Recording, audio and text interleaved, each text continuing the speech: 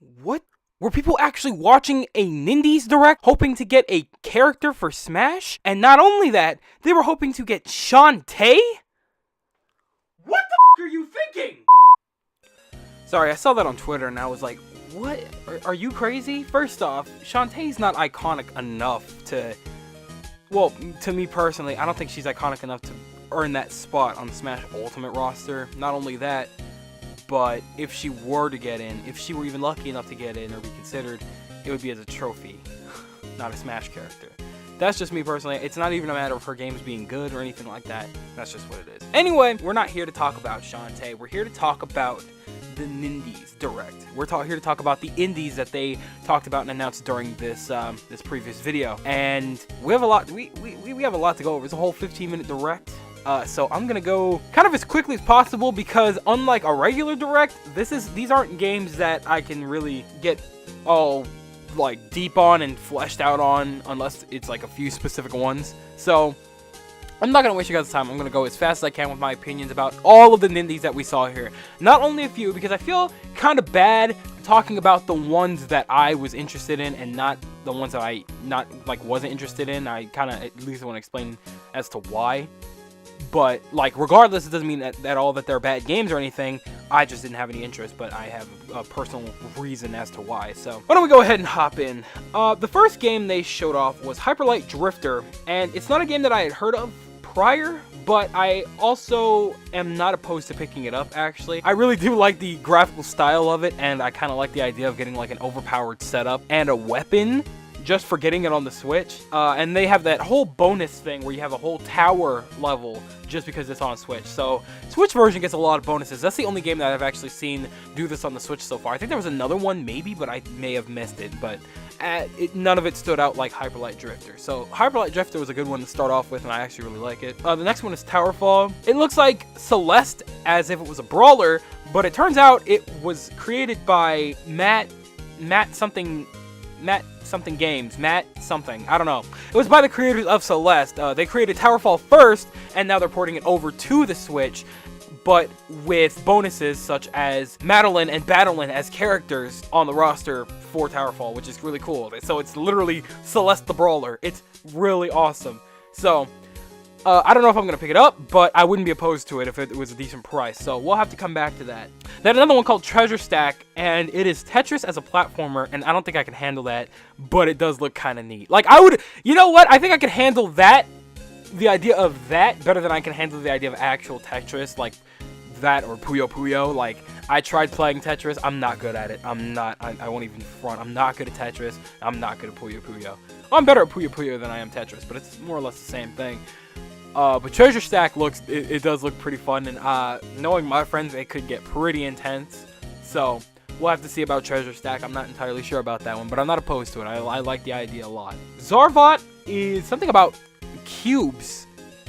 It's so weird. It's so weird. The plot is so freaking weird, but the blocks are cute, and that game has no business looking that good. Like, if you look at the graphical style, that art style has no business looking that clean. Like some 4K like PS4 Pro looking game. Like, that's ridiculous how good that game looks. It reminds me of like Little Big Planet, but like even higher quality. That's a Little Big Planet game I would like to see. But anyway, I digress. This game actually looks really weird, but really neat. And depending on the price, I wouldn't be opposed. Mineko's Night Market. Well, it looks like the closest thing we're getting to Animal Crossing on Switch for a while, so y'all better enjoy it. I'm not going to pick it up probably because, like I said, it's exactly like that, but more with, you know, it has an actual story, it has a plot, and there's things going on. But I don't know. It's not like it didn't stand out to me, and it's nothing against the game. It just didn't really appeal all that much to me enough for me to go out of my way to pick it up. But didn't look bad. Just not something I could see myself playing for very long, more than 5 minutes. They had some game called Samurai Gun 2.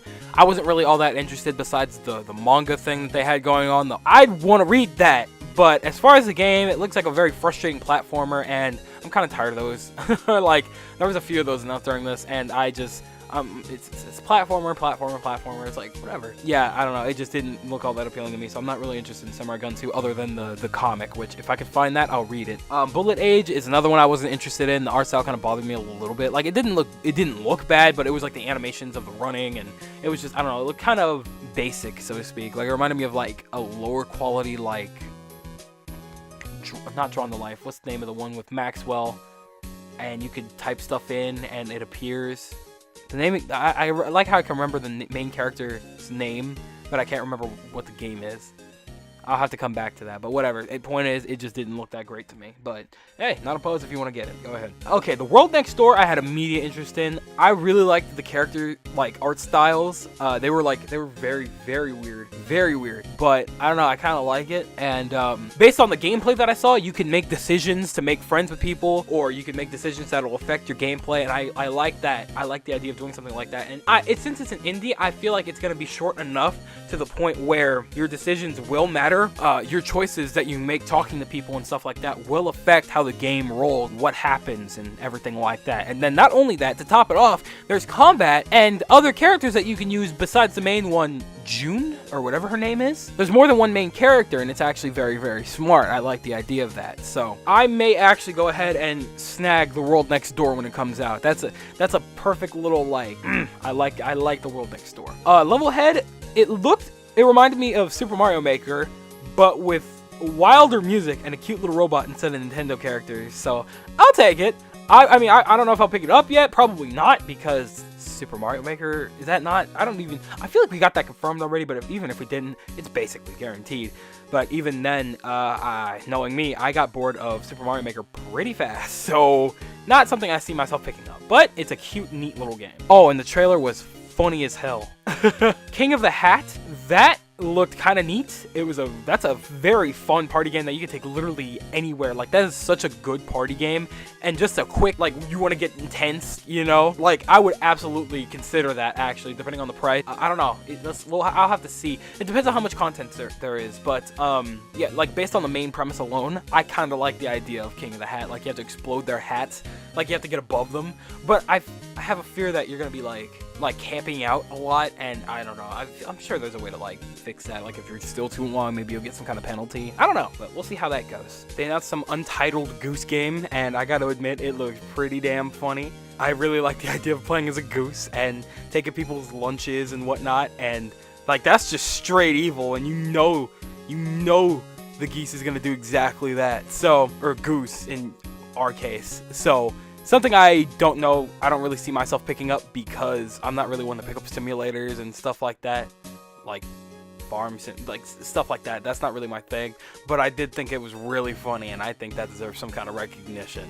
Good job, guys. Desert Child is some crazy, like what, 18 or 16-bit, whatever, like maybe higher. Like, it looks like fast racing, like F-Zero maybe, but with shooting and stuff like that. It looked like it'll occupy me for a little bit, but it's still not something I see myself going out of my way to like pick up, but it's not a bad looking game at all. Wasteland 2 was shown off, and was it just me, or did it look like it was running a little slow? Anyway, doesn't look bad, but I'm good on that. Speaker! Bastion did look pretty interesting, actually. I'm not exactly sure what the premise is, though. I'm not sure what you're doing.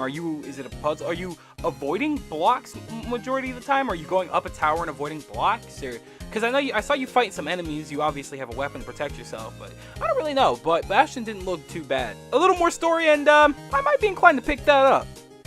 There was another one called The Messenger. It was just like that samurai gun one. I don't know. Again, another one that I'm not really like looking at all that hard. More power to you if you want it, but not my thing. We already know about Undertale, and we know that I'm probably gonna end up snagging that for a second time, because Undertale is actually a good game. Fight me if you think otherwise. Jackbox Party Pack 5? I wouldn't. No. I'm good. I mean, I don't. It's a bunch of like random party games. I think, as if I'm not correct, or if I'm thinking in the correct format here, it's like a batch of party games. Maybe it would be fun, but I don't know, depending on the price, you know, I don't think I really it didn't really stand out to me or anything like that. And if I want WarioWare, I'll get WarioWare. You know what I'm saying? So, Transistor I do actually have on my PS4. When the PS4 first came out, early PlayStation Plus. I haven't touched it at all, and I felt pretty bad because it wasn't even bad. I just fell off really fast before I actually had a chance to really get into it, because by the time I had it, was right around the corner, and from the second Son was right around the corner. So I fell off. Dragon Marked for Death, I'm not sure how I feel about this game yet. It reminds me of Mega Man or Gunvolt. More Gunvolt than anything because of the character designs. It reminds me of a mixture of Gunvolt and MapleStory, because it has kind of the art style of Gunvolt and the movement and whatever, but it has the feeling and overworld idea of MapleStory. It looks very strange, and I don't know. I need to see more about that game. If it has a story, I'll probably look into it, and that'll probably determine whether I want to look into that more or not. So we'll see. Light Fingers, the game looked kind of wild, and I might pick it up with my friends if they get it, because that's definitely a co-op game to play with buddies, and it looks like it could get intense real fast. Real intense, real fast. So we'll have to see when that comes along. Super Brothers, I don't know what I was looking at. I didn't know what that game was, and I did not have any interest. None. That trailer did nothing for me. And the final thing that they showed that everybody seemed to think was a Smash character because of the one more thing, Sakurai didn't invent that. He's good at it, but he didn't invent that. This is not a regular Nintendo Direct. We're not getting that for another month or 3. So, but the last thing that we got was this game called Into the Breach. It was the 64-bit looking Fire Emblem or Disgaea, and I kinda liked it. If I look into that more, I think I might actually fall in love with it, because the art style is really cute. I really like art styles like that. And then I like turn-based strategy games. I love turn-based stuff. I love it. So, not a game that I'm opposed to picking up. So, Into the Breach was actually a really good ending for me, because I actually did have a little bit of interest in that game. So, I'll have to look more into it, but we'll have to go from there. Anyway, those are my bare bones thoughts about the Nindies. I didn't want to make this video too long, especially since I'm supposed to be getting up 3 videos this week, because I promised to do so. And at the same time, I have work to do, as well as a little bit of streaming to do, as well as a little bit of work to obtain some games that I can do for streaming. We'll have to see. I'll update you guys over on Instagram or Twitter and all that. So make sure to follow me, and then I'll let you guys in on the updates. And maybe we got some giveaways coming soon. Maybe you want to stick around for that. So anyway, I want to thank you guys ever so much for watching. I truly do hope you enjoyed. Do me the greatest favor of dropping a like and a comment. And I hope to see you guys in the next video. Do me the greatest favor of taking good ass care, and I'll see you all next time. Bye!